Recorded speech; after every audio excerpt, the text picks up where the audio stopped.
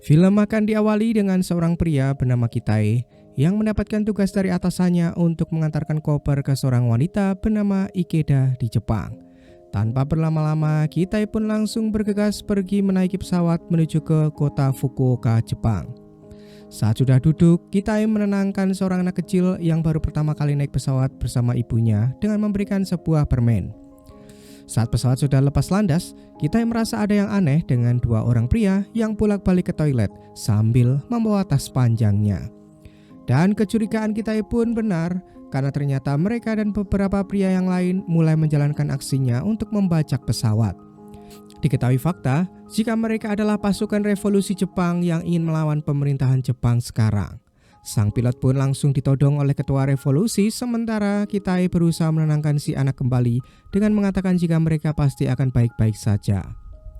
Pembajakan pesawat tersebut tentu saja membuat pihak pemerintah Jepang mulai panik, terutama Menteri Transportasi yang bernama Moriyama. Mereka pun mulai membicarakan masalah ini, dan karena di tahun 70-an pemeriksaan di bandara tidak terlalu ketat, maka mereka bisa kebobolan oleh para pembajak tersebut. Bawahan Moriyama meminta agar Moriyama segera melapor pada Perdana Menteri agar penanganan ini bisa dilanjutkan lewat jalur militer. Kembali ke dalam pesawat, ketua revolusi yang bernama Yamada menyuruh sang pilot merubah rute penerbangan mereka menuju ke Pyongyang, Korea Utara. Namun sang pilot menolaknya karena bahan bakar pesawat tidak akan cukup untuk menuju ke sana. Dengan tenang, sang pilot menjelaskan semua permasalahan tersebut dan menyarankan agar mereka mengisi bahan bakar terlebih dahulu di Fukuoka jika ingin mendarat di Pyongyang, Korea Utara. Dan karena penjelasan tersebut masuk akal, Yamada pun menuruti kemauan sang pilot. Sementara di kantor pemerintahan, Moriyama mulai didatangi oleh para wartawan yang ingin tahu nasib dari pesawat yang sedang dibajak dan ingin tahu langkah apa yang akan diambil oleh pemerintah. Moriyama pun menjawab jika untuk sementara ini mereka akan menuruti kemauan para pembajak tersebut mengisi bahan bakar di Fukuoka, lalu melanjutkan perjalanan menuju Pyongyang karena itu adalah jalan satu-satunya agar para penumpang bisa selamat. Setelah mendarat di Fukuoka, Yamada memerintahkan pemerintah segera mengisi bahan bakar pesawatnya. Jika tidak, maka satu persatu penumpang akan kehilangan nyawa. Dan karena pihak pemerintah terlalu bertele-tele, mereka pun hendak membunuh satu penumpang yang ada di dalam, membuat Kitae akhirnya turun tangan dan menghentikan perbuatan tersebut. Dengan kemampuannya, Kitae mampu mengalahkan beberapa pembajak, lalu meminta agar diizinkan berbicara dengan pemimpin mereka.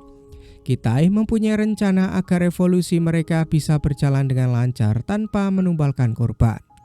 Alhasil, Kitae dipertemukan dengan Yamada, di mana saat itu Kitae mengungkapkan jika perbuatan mereka salah. Karena jika mereka menginginkan revolusi, maka mereka harus mendapatkan dukungan dari rakyat, bukan malah menumbalkan rakyat yang jika itu terjadi, maka mereka bisa dicap sebagai seorang teroris.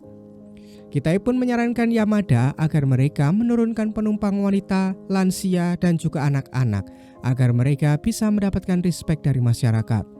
Kitae tahu jika Yamada ingin sekali menjadikan Jepang sebagai negara komunis seperti Korea Utara, namun bagaimana bisa mereka melakukannya jika tidak mendapatkan dukungan dari warga?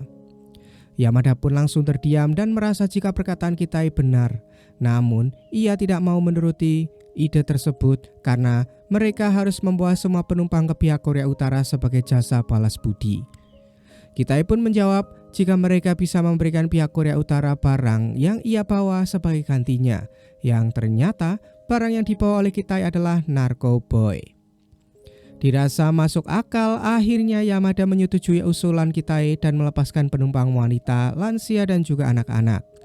Di saat itulah, Kitae menyelipkan sebuah kertas kepada ibu anak tadi, berharap si ibu bisa memberikan kode kepada nomor yang ada di dalam kertas tersebut. Mendengar beberapa penumpang dibebaskan, membuat pihak pemerintah senang dan akhirnya memberikan bahan bakar kepada pesawat tersebut. Membuat pasukan revolusi pun senang karena mereka bisa pulang ke Korea Utara. Namun di samping itu, Yamada mulai bertanya-tanya siapa sebenarnya Kitae dan mengapa Kitae mau membantunya. Kitae pun menjawab jika ia hanyalah seorang pebisnis saja. Sementara itu, si wanita akhirnya menelepon nomor yang ada di dalam kertas tadi, lalu memberikan kode yang diberikan oleh Kitae ke kantor bawah tanah KCIA. KCIA adalah badan intelijen negara Korea yang didirikan atas persetujuan dari pusat yang berada di Amerika atau biasa disebut CIA. KCIA dianggap pelindung di negara Korea saat itu, namun kenyataannya para anggotanya memanfaatkan kekuasaannya tanpa batas dan kebal hukum. Anggota KCIA yang bernama Jae-sok diperintahkan atasannya untuk mengarahkan pesawat yang dibajak menuju ke Seoul sesuai permintaan dari Kitae. Jae-sok pun lalu mengirimkan titik koordinat Seoul kepada sang kapten, mengaku sebagai pihak dari Korea Utara yang mengarahkan mereka menuju ke bandara Pyongyang. Tak hanya itu, Jae-sok juga memerintahkan para pasukan yang ada di bandara Seoul untuk menyamar sebagai tentara Korea Utara lengkap dengan masyarakat yang menyambut kedatangan pesawat ala-ala Korea Utara. Semua itu dilakukan agar para pembajak tidak curiga, namun kejelian Yamada saat melihat ada beberapa anggota militer Amerika ada di sana membuatnya tidak percaya jika ini di Korea Utara. Terlebih lagi, saat itu ia melihat ada bendera Amerika Serikat, yang faktanya hanya Korea Selatanlah yang mengibarkan bendera tersebut, membuat Yamada pun marah dan meluapkan amarahnya kepada sang pilot. Saat Yamada akan membunuhnya, Kitae menyuruh Yamada berhenti karena jika pilot tersebut mati, maka mereka tidak akan bisa pergi ke Korea Utara. Merasa telah dibohongi oleh Kitae, salah satu bawahan Yamada pun mengancam Kitae dan tak segan-segan untuk membunuhnya. Sementara itu, pihak Korea Selatan merasa tidak setuju jika pesawat Jepang yang sedang disandra mendarat di negara mereka. Alhasil, terjadi perdebatan di antara para pemerintah kedua negara tersebut, terutama pihak Korea Selatan karena ini menyangkut Korea Utara yang mana mereka sedang memanas. Kembali ke dalam pesawat, Kitae menyarankan agar Yamada melepaskan semua sandera karena jika itu terjadi, maka pihak Korea Selatan pasti akan mengizinkan mereka terbang lagi. Ide tersebut tentu saja membuat bawahan Yamada kesal karena jika itu dilakukan maka sama saja mereka menyerahkan nyawa. Namun Kitae kembali mengingatkan jika itu dilakukan maka tidak akan ada korban dan mereka bisa kembali ke Korea Utara dengan selamat. Sementara Kitae bisa lancar untuk berbisnis. Dan ketika ada kesempatan, Kitae pun langsung bertindak dengan menghajar mereka semua bahkan menembak telinga Yamada lalu memperingatkan agar mereka menurut saja. Di saat itu, salah satu pasukan revolusi mengancam Kitae akan meledakkan bom yang ada di tubuhnya. Namun, Kitae tahu jika bom itu adalah palsu, sehingga Kitae menyuruh si pria untuk meledakkannya saja.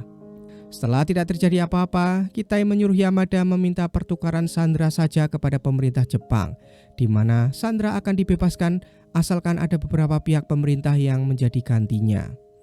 Pertukaran tersebut pun disetujui sehingga membuat para sandera dan Kitae akhirnya dilepaskan, sementara para pasukan revolusi tiba di Korea Utara bak pahlawan karena membawa sandera petinggi dari Jepang.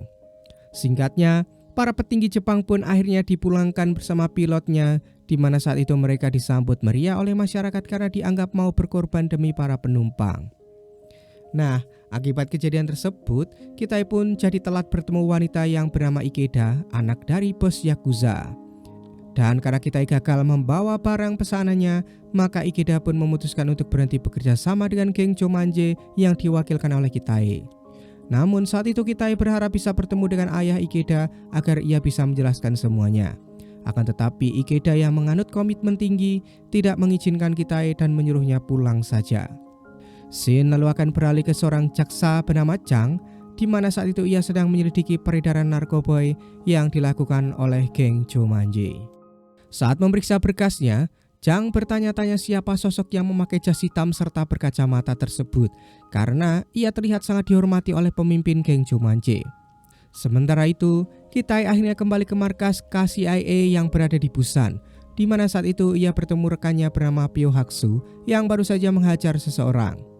Ternyata kantor KCIA di dalam bukanlah sebuah kantor biasa. Di sana juga terdapat bilik-bilik penyiksaan. Faktanya, Kitae adalah anggota dari KCIA di mana ia menemui sang direktur yang bernama Huang yang memuji kehebatan Kitae saat berada di dalam pesawat sehingga membuat para atasan KCIA bangga kepadanya. Kitae pun merasa tidak ada apa-apanya karena yang seharusnya mendapatkan pujian adalah seorang ibu-ibu yang dengan tenang memberikan pesan kepada pihak KCIA. Lalu setelah itu, Huang pun membahas tentang geng Chomanje yang setahunya mereka diam-diam menjalankan bisnis dengan para Yakuza di Jepang. Sin pun lalu akan memperlihatkan beberapa hari sebelumnya terlihat ada sepasang pria dan wanita yang tiba-tiba didatangi oleh dua tentara Amerika yang meminta barang haram kepada mereka. Sebenarnya, pria yang bernama Taeyong ini tidak mau memberikan barangnya, namun karena kedua tentara itu akan membayarnya dengan 2 kali lipat, akhirnya Taeyong akan mengambilkan barang tersebut. Sebelum mengambil barang, Taeyong mendapatkan telepon dari seseorang yang memintanya untuk datang ke sebuah tempat besok malam. Taeyong pun menuliskan alamat tersebut di koran agar tidak lupa.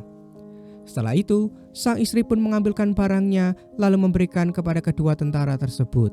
Namun, setelahnya mereka langsung dibunuh oleh kedua tentara karena ternyata mereka tidak memiliki uang. Kasus pembunuhan tersebut langsung didatangi oleh Jaksa Jang, di mana saat itu ia menerima informasi dari asistennya yang bernama Kim tentang kedua identitas korban serta ditemukannya kalung militer milik dua tentara Amerika. Jaksa Jang juga menemukan sebuah petunjuk berupa alamat yang ditulis Taeyong sebelum ia dibunuh. Keesokan harinya, Jaksa Jang didatangi kepala jaksa yang memperingatkan agar dirinya tidak ikut campur dengan kasus yang ada hubungannya dengan KCIA. Namun Jaksa Jang menolak perintah itu mentah-mentah karena ia ingin menjalankan pekerjaannya sebagai seorang jaksa dengan benar. Dan ternyata aksi Jaksa Jang yang akan menargetkan geng Chomanje membuat Huang khawatir karena faktanya geng tersebut ada di bawah perlindungannya. Geng Chomanje dipimpin oleh ketua yang bernama Jo serta wakilnya yang bernama Kang Dae-il. Mereka bisa selalu bebas dari hukum dan menjalankan bisnisnya berkat bantuan dari Huang, yang tentu saja Huang mendapatkan persenan dari hasil penjualan barang haram tersebut. Dan karena kini mesin uangnya terancam, maka Huang menyuruh Kitai membereskan Jaksa Jang agar tidak mengusik. Alhasil, Kitai langsung menyuruh bawahannya mencari tahu semua tentang Jaksa Jang agar mereka bisa segera bergerak. Sementara itu, Jaksa Jang datang ke kamp militer Amerika untuk menemui kedua tentara yang telah membunuh Taeyong, di mana saat itu Jaksa Jang bertanya mengenai alamat yang ditulis Taeyong sebelum dibunuh. Jika kedua tentara itu bisa memberikan informasi, maka Jang berjanji akan meringankan hukuman mereka. Salah satu tentara lalu menjelaskan jika ia sempat mendengar Taeyong mengatakan sampai jumpa besok sebelum menutup teleponnya, yang itu artinya Taeyong akan menemui seseorang tersebut nanti malam di alamat tersebut. Alhasil, Jang langsung mengumpulkan anggotanya untuk membahas mengenai Taeyong yang akan bertemu si pemasok narkoboy nanti malam. Dan karena kini Taeyong serta istrinya sudah tewas, maka Jang akan menyamar sebagai Taeyong bersama dengan seorang penyidik bernama Ye Jin sebagai istrinya. Alhasil, malamnya Jang dan Ye Jin menuju ke alamat yang dimaksud, di mana di sana si pemilik kafe memberikan telepon kepada Jang. Si pemasok menyuruh agar Jang pergi menuju alamat yang sudah ia tentukan menggunakan bus, sementara para bawahan Jang tetap mengikuti mereka dari belakang. Di dalam bus, Jang menyuruh agar Ye Jin tidak gugup dalam menjalankan misi kali ini. Ye Jin pun menjawab jika sebenarnya ia gugup bukan karena misinya, namun karena ia melihat ketampanan Jang yang begitu memukau. Singkatnya, mereka berdua sampai di tempat tujuan di mana mereka terus diawasi oleh para bawahan Jang dari jarak jauh. Tak berselang lama, muncul sebuah mobil yang menjemput mereka berdua yang ternyata dia adalah Kang Dae-il, wakil ketua geng Chomanje. Jaksa Jang pun sangat familiar dengan muka tersebut, kemudian memberikan uang yang sudah ia siapkan untuk membeli barangnya. Namun saat akan mengambil barangnya, Dae-il justru mendengar berita di radio jika Taeyong dan istrinya menjadi korban pembunuhan oleh dua tentara setelah bertransaksi. Sadar jika penyamarannya terbongkar, akhirnya Jang dan Ye Jin langsung berusaha menangkap Dae-il hingga aksi kejar-kejaran pun terjadi di antara mereka. Singkatnya, mereka berhasil menangkap Dae-il meskipun Jaksa Jang sempat terkena sayatan di lengannya. Dan saat itu, Jang pun kagum dengan kemampuan Ye Jin yang ternyata jago berkelahi. Kemudian, setelah Dae-il diborgol, Jang menjelaskan jika Dae-il akan mendapatkan hukuman yang sangat berat. Selain itu, Jang juga tahu jika sebenarnya Dae-il menjual barang haramnya secara diam-diam di belakang pemimpin Jo. Karena Jang curiga mana mungkin orang nomor 2 di geng Chomanje sampai turun tangan menjual barangnya sendiri. Jang pun lalu mengancam Dae-il jika Dae-il tak mau diajak bekerja sama, maka ia akan memberitahu pemimpin Jo tentang perbuatannya ini. Dan karena takut jika nyawanya jadi incaran sang pemimpin, akhirnya Dail pun setuju untuk diajak bekerja sama. Kemudian Zhang langsung membebaskan Dail, membuat Ye Jin bingung mengapa Zhang melakukannya. Zhang pun lalu menyuruh agar Ye Jin merahasiakan ini semua karena ia memiliki rencana lain untuk menguak geng Jomanje. Di sisi lain, kita mendapatkan informasi mengenai keluarga Jaksa Zhang, di mana ibunya sudah meninggal, ayahnya berada di rumah sakit jiwa, serta adiknya yang bekerja di pabrik. Selain itu, kita juga mendapatkan identitas dari Ikeda, yang ternyata dia adalah orang Korea yang sudah lama menetap di Jepang. Jadi, kedua orang tuanya sebenarnya sudah meninggal, dan sejak saat itulah ia diadopsi oleh ketua Yakuza terbesar di Jepang. Hingga kini, Ikeda menjadi orang paling berpengaruh di organisasi.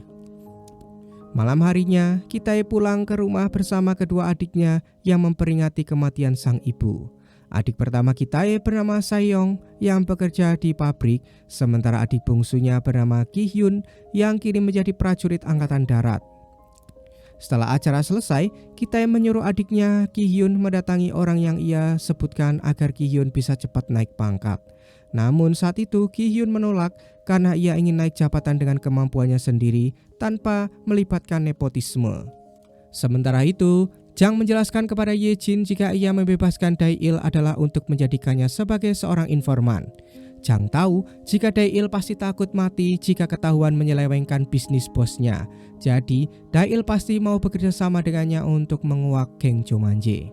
Zhang menjelaskan jika geng Jomanje pasti terafiliasi dengan orang yang sangat berpengaruh, di mana saat itu Zhang menunjukkan foto Kitae yang sangat dihormati oleh pemimpin Jo. Singkatnya, Dail akhirnya menepati janjinya menjadi informan, di mana saat itu ia memberikan alamat tempat di mana gengnya akan melakukan transaksi. Keesokan harinya, Kitae mendatangi kantor Zhang yang mana saat itu kantor tersebut masih kosong. Kitae mengerahkan bawahannya agar memasang beberapa alat penyadap di sana sambil ia mencari tahu apa yang sedang diselidiki oleh Zhang. Setelah melihat beberapa berkas, Kitae jadi tahu jika kini Zhang memang sedang menyelidiki tentang geng Jomanje. Setelah selesai memasang alat penyadapnya, semua bawahan Kitae pun pergi dari sana, sementara Kitae masih berada di dalam sampai akhirnya Zhang pun tiba. Kitae kemudian memperkenalkan diri sebagai anggota dari KCIA, di mana saat itu Zhang baru menyadari jika Kitae adalah pria yang mengenakan jas di dalam foto yang selama ini ia cari. Kitae lalu memperingatkan Zhang agar berhenti menyelidiki geng Jomanje karena KCIA sudah bertindak mengurusnya. Zhang pun lalu mengatakan jika dirinya akan mundur dari penyelidikan ini, yang membuat Kitae senang dan berjanji akan mentraktir Zhang makan suatu hari nanti. Namun saat Kitae pergi, Zhang mengungkapkan kepada dirinya sendiri jika dirinya tidak akan pernah mundur karena sebentar lagi ia bisa mengungkap dan menggerebek geng Jomanje. Setelah itu, Zhang memberitahu Ye Jin jika lusa mereka akan melakukan operasi penggerebekan geng Jomanje yang akan melakukan transaksi di Hotel Busan. Rencana tersebut tentu saja didengar oleh Kitae sehingga ia tahu apa yang harus dilakukan saat penggerebekan terjadi. Singkatnya, hari transaksi pun tiba. Terlihat ada 3 ruangan yang dipakai bersebelahan, di antaranya ruangan geng Jomanje, ruangan Jaksa Zhang, dan juga ruangan Kitae. Jaksa Zhang sudah memasang alat penyadap di ruangan Jomanje sehingga ia bisa tahu apa yang sedang mereka lakukan. Tak berselang lama, geng Yakuza pun datang bersama Dail, di mana saat itu Zhang terus memantau percakapan mereka tanpa disadari di ruangan mereka telah disadap oleh Kitae. Sehingga ketika Jaksa Zhang dan bawahannya akan bergerak, Kitae langsung menyuruh bawahannya mematikan lampu serta memasukkan gas air mata lalu mengunci pintu supaya Jaksa Zhang dan yang lain tidak bisa keluar. Setelah itu, anak buah Kitae menggerebek geng Jomanje yang sedang melakukan transaksi dengan Yakuza Jepang atas perintah dari Huang karena ternyata transaksi itu dilakukan diam-diam tanpa melapor kepada Huang.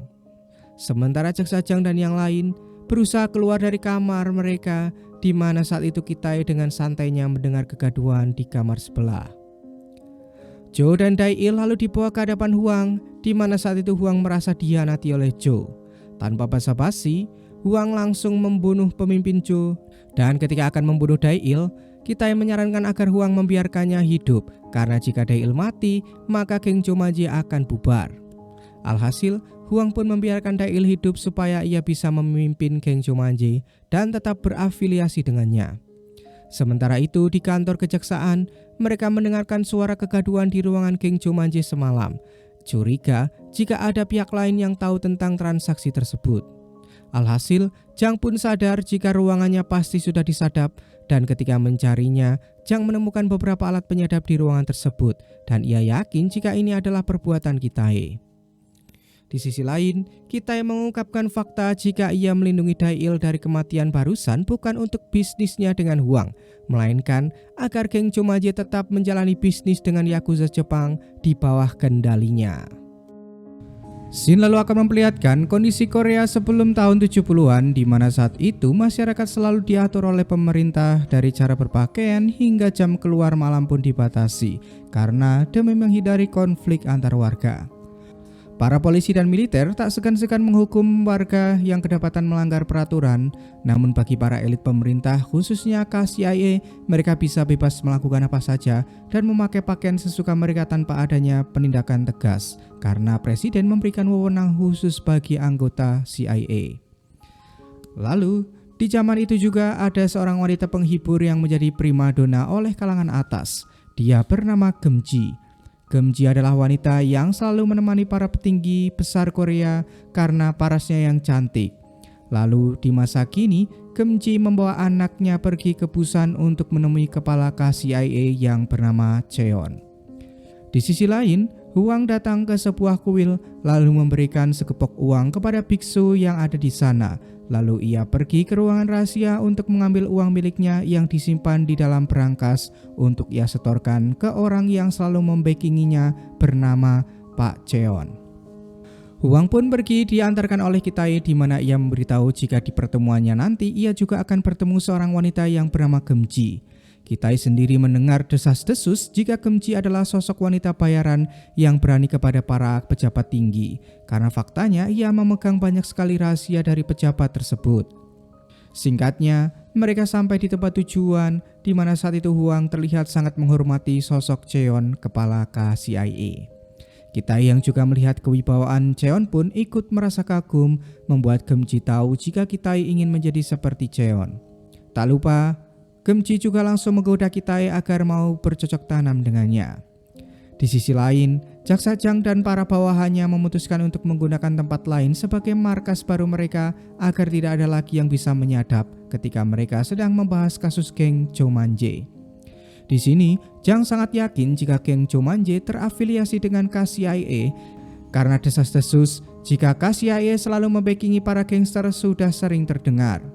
Jang pun kini berharap jika Kang Dail masih mau diajak bekerja sama karena hanya dia yang bisa tahu seluk-beluk geng Chomanje.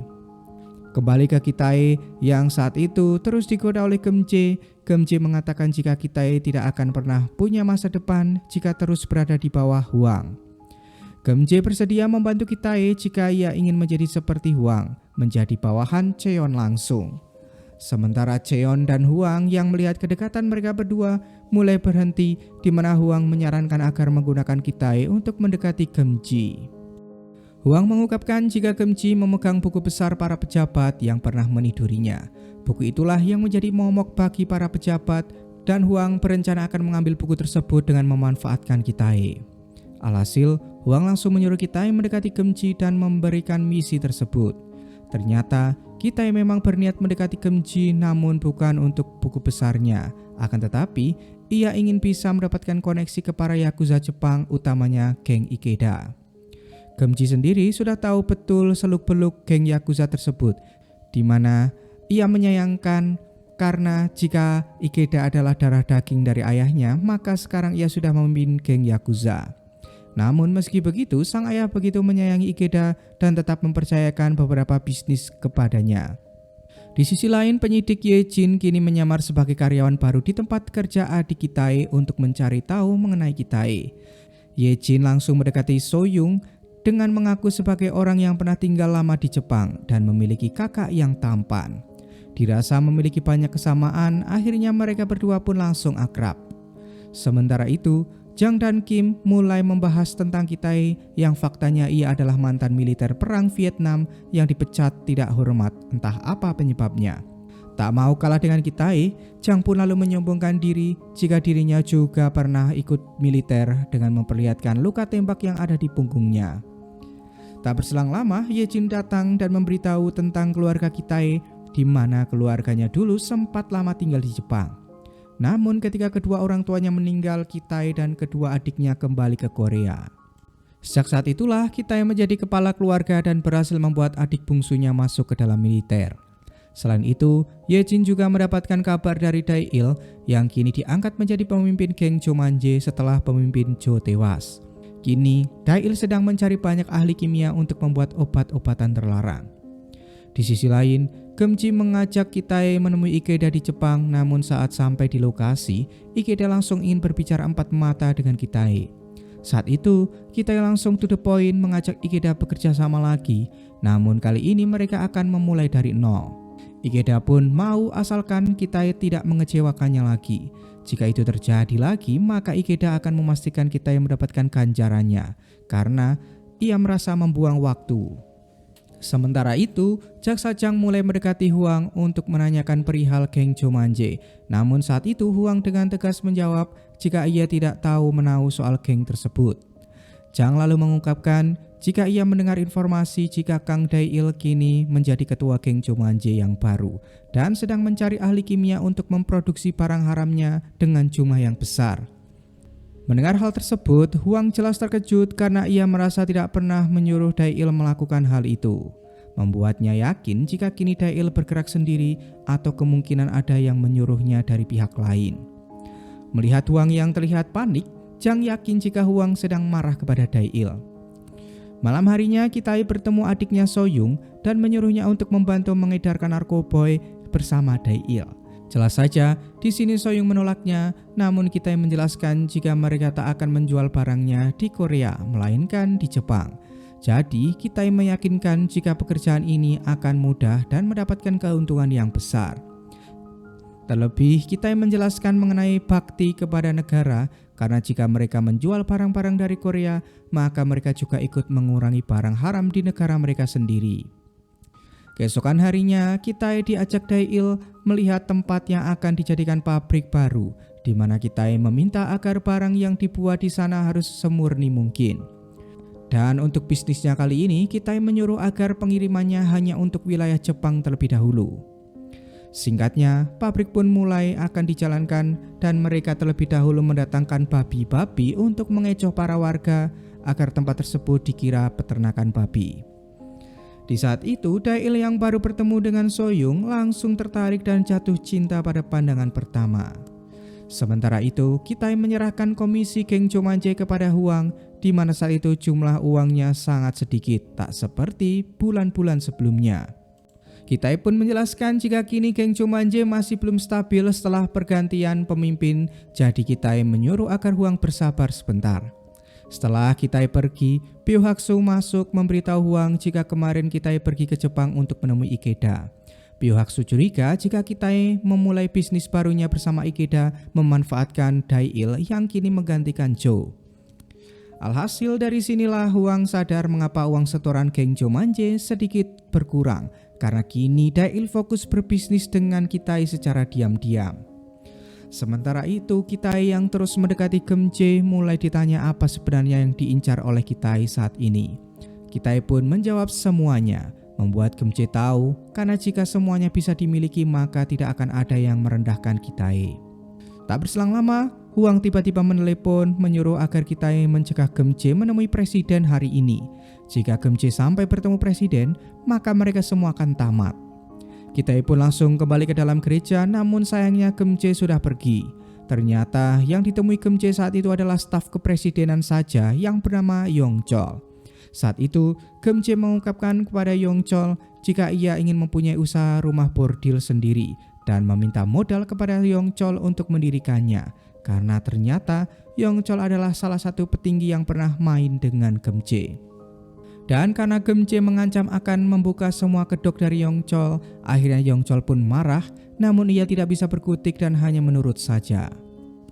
Byohaksu pun kemudian memberitahu Hwang jika ternyata Gemji hanya menemui Yongchol saja, bukan presiden, membuat Hwang mengira jika Gemji sudah gila. Kembali ke Gemji, saat itu Kitae datang menemuinya, memberikan paspor dan menyuruh Gemji pergi ke luar negeri saja, lalu memberikan buku besarnya kepada Kitae. Kitae tahu jika Gemji terus berada di Korea Selatan maka hidupnya akan terancam, karena kini banyak pihak yang menginginkan buku besar tersebut. Gemji pun menganggap jika Kitae hanya bercanda saja. Namun ketika Kitae meyakinkan Gemji, Gemji pun akhirnya jujur jika buku besar tersebut tidak pernah ada, dan jika besok ia benar-benar diburu oleh orang-orang, Gemji ingin jika malam ini ia bisa tidur dengan Kitae. Singkatnya, setelah bercocok tanam di hotel, Kitae langsung meninggalkan Gemji, di mana ternyata saat itu Kitae sengaja mengikuti Gemji dari belakang menggunakan mobil. Di tengah perjalanan, mobil Gemji tiba-tiba dihadang oleh mobil lain sehingga membuat Gemji ketakutan. Saat si supir berkelahi dengan orang-orang tersebut, Kitae pun datang membuat Gemji akhirnya sadar jika Kitae lah yang akan membunuhnya. Alhasil, Kitae pun membiarkan Gemji menyalakan rokoknya terlebih dahulu sebelum menembaknya.